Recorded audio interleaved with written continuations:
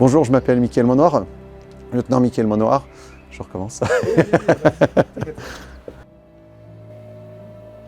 distance hors agglomération, 50 mètres entre chaque engin, respect du code de la route, ceinture de sécurité, feu de croisement, gyrophare, peloton sur ordre. Accusé réception du message, en avant.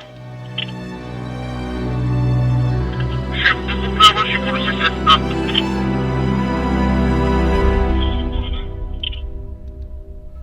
Reçu pour 3. Reçu pour 4. Je suis le lieutenant Mickaël Monnoir. Je suis donc affecté au SDIS de la Nièvre en tant que responsable du pôle formation feu de forêt et également président de l'union départementale sapeurs-pompiers de la Nièvre.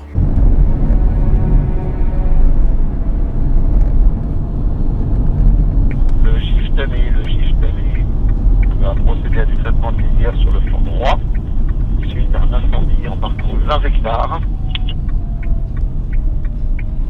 Un autre GIF est affecté au flanc gauche pour exécuter la même mission. L'ensemble des chefs d'AVM rejoindront la VHR dès que nous aurons stationné en colonne sur la droite, au lieu du bidon. Reçu pour CCF2.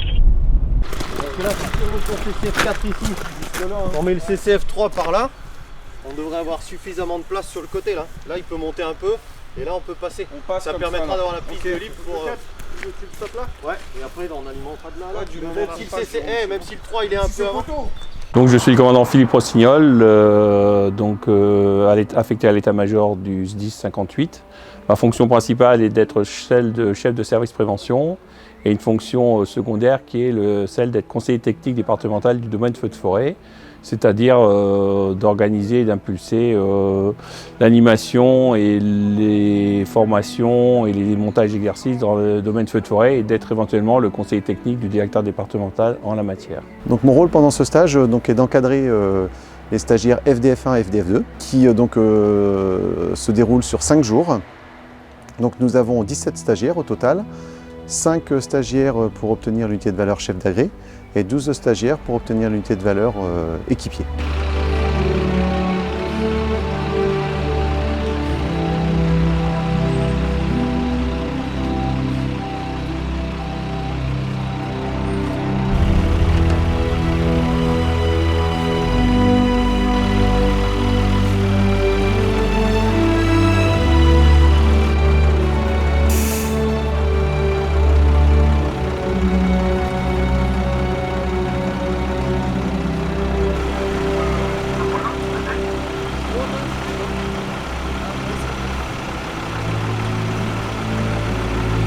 La politique du domaine feu de forêt au niveau départemental, c'est proposer au directeur départemental des stages, quelles qualifications on doit obtenir des différents personnels et selon quel nombre pourra répondre à l'opération et l'activité opérationnelle du département, sachant que dans le domaine feu de forêt, on a 5 niveaux de formation qui vont du niveau équipier qu'on appelle FDF1 jusqu'au niveau du chef de site spécialisé feu de forêt qu'on appelle un FDF5.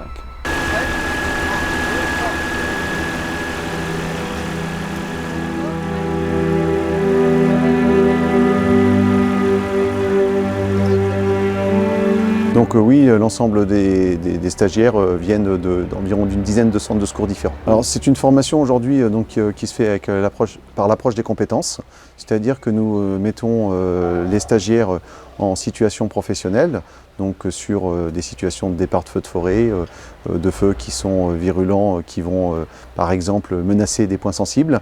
Et donc les stagiaires vont mettre en œuvre des techniques qu'ils ont pu au préalable soit découvrir sur ce qu'on appelle une formation à distance ou au travers d'exercices pédagogiques et ensuite les mettre en œuvre dans une situation professionnelle. Vous pouvez garder les lunettes au-dessus, pour l'instant c'est un chemin.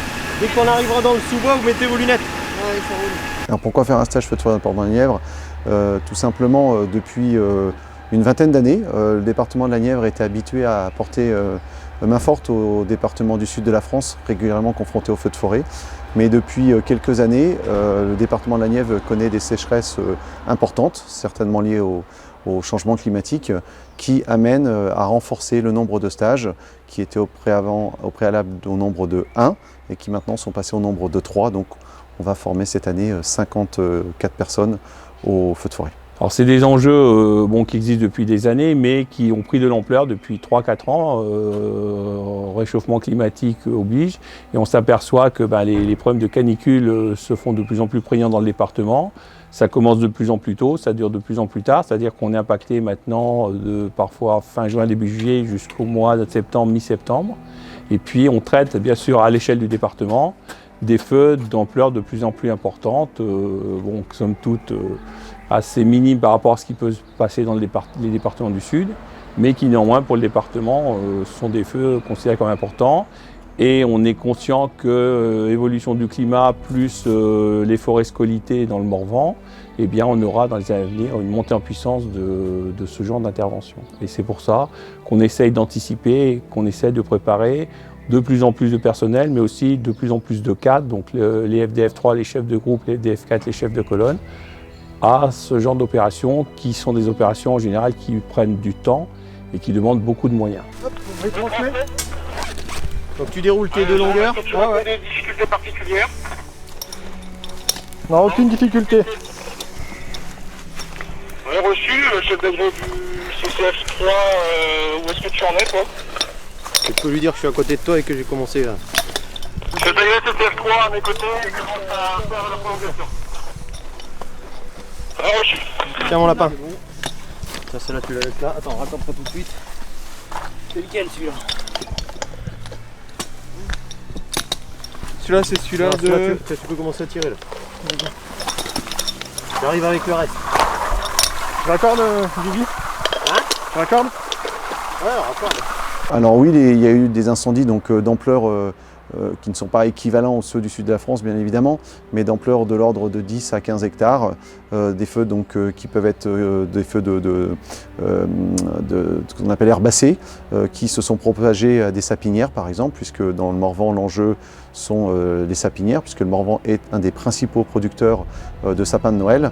Donc c'est une richesse pour le département qui aujourd'hui peut être mis à mal par les incendies de forêt. Le personnel, effectivement, chaque année au niveau de la zone Est, c'est-à-dire le grand quart nord-est de la France, on fournit 2 colonnes de renfort feu de forêt, c'est-à-dire 2 fois 3 groupes comme on a vu aujourd'hui en manœuvre. Et le département de la Nièvre participe depuis de nombreuses années à ces colonnes de renfort, à hauteur d'un groupe complet jusqu'il y a 2 ans. Et puis phénomène qui nous rattrape, comme on vient de le dire, dans le département, on n'engage plus qu'un demi-groupe feu de forêt depuis 2 ans. Mais on participe toujours à la colonne de renfort pour descendre dans le sud. On parle beaucoup des sapeurs-pompiers et des opérations d'extinction, mais je le confirme, la logistique doit être présente, donc une logistique alors à tout niveau, c'est ce qu'on appelle l'organisation des secours avec des forces de police, avec la police, avec des associations de sécurité civile même parfois qui vont aider à procéder à la mise en sécurité des gens, à réaliser également l'accueil des sapeurs-pompiers puisque sur certains chantiers le nombre de sapeurs-pompiers peut dépasser plusieurs centaines et il sera nécessaire d'organiser le couchage, le ravitaillement et ceci pendant plusieurs jours. Et eux-mêmes, les pompiers, devront assurer leur relève, soit quelques heures, toutes les 12 heures, ou alors, dans certains cas, ça peut être au bout de quelques jours, notamment lorsqu'on descend en campagne feu de forêt. Les périodes d'activité sont de l'ordre d'environ 7 jours. On essaye de préserver notre potentiel, effectivement, opérationnel, que ce soit humain ou matériel pour le département, sachant qu'effectivement, dans le département, nous avons beaucoup de pompiers volontaires, donc la disponibilité n'est pas toujours évidente. Et puis, il faut aussi qu'on puisse faire face à nos besoins départementaux, voire des départements limitrophes. Néanmoins, on continue à descendre systématiquement en renfort lorsque le besoin s'en fait sentir et qu'on nous le demande. Et je pense que c'est quelque chose de très intéressant pour les personnels.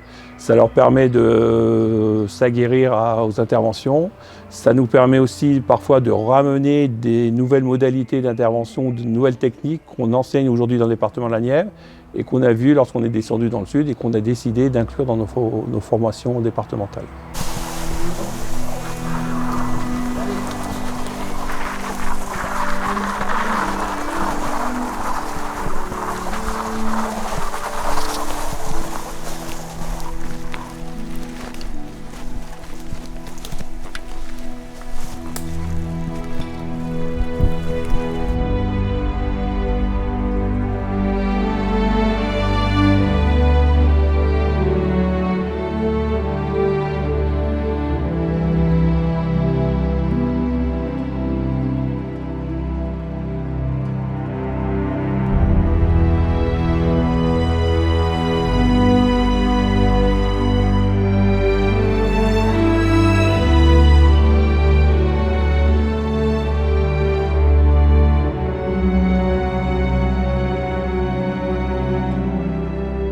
Le feu de bâtiment est quelque chose qui va, dans la durée, peut durer jusqu'à quelques heures, rarement quelques jours, contrairement à un feu de forêt qui peut durer de quelques jours jusqu'à quelques semaines. À l'exemple des feux de forêt de la Réunion, auxquels j'ai pu participer en 2011, où le feu a duré plusieurs semaines, et ce sont les pluies qui ont permis de parfaire l'extinction totale, puisqu'il y a différents types de feux, et notamment les feux de type d'humus sont particulièrement difficiles à éteindre.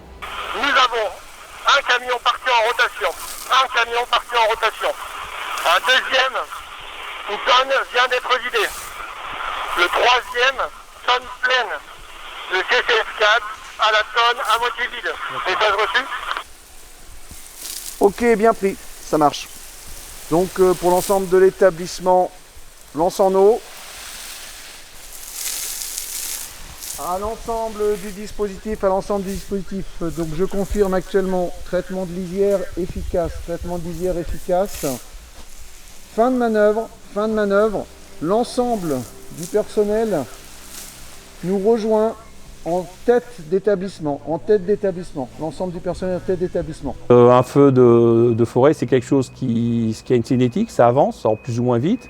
Il n'y a pas de limite. Un bâtiment, à un moment donné, il a des limites, même si il peut se propager dans l'ensemble du bâtiment, s'il se peut propager au bâtiment adjacent, mais il y a des limites physiques à un moment donné dans le bâtiment qu'on n'a pas sur le feu de forêt. Donc on a une cinétique qui est différente, et puis on a des établissements différents. Par exemple, sur du feu urbain, on établit le tuyau depuis le point d'attaque, c'est-à-dire on établit la lance vers le camion, alors qu'en feu de forêt, vous l'avez vu aujourd'hui, on établit du camion vers le feu. Donc des différences, des établissements beaucoup plus longs. En feu urbain, on ne fait pas des établissements de 120, 240 ou plus de distance, c'est des établissements relativement courts. Et puis on a des feux qui sont beaucoup moins longs dans le temps.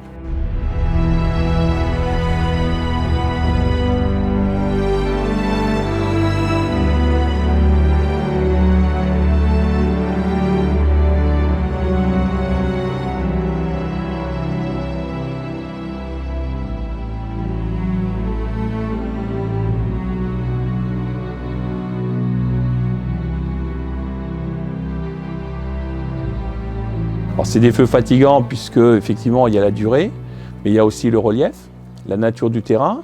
Des fois, même si le terrain n'est pas très pentu, il faut enjamber des obstacles, il faut les contourner, il faut traverser des massifs de ronces, de choses comme ça. Et c'est quelque chose qui est assez physique, effectivement. Alors j'en ai fait à une époque très éloignée, quand j'étais jeune sapeur-pompier volontaire à Antibes, où bien sûr j'en ai fait, mais les choses n'étaient pas organisées comme elles le sont aujourd'hui. C'était beaucoup moins cadré, c'était des formations, on va dire, sur le tas.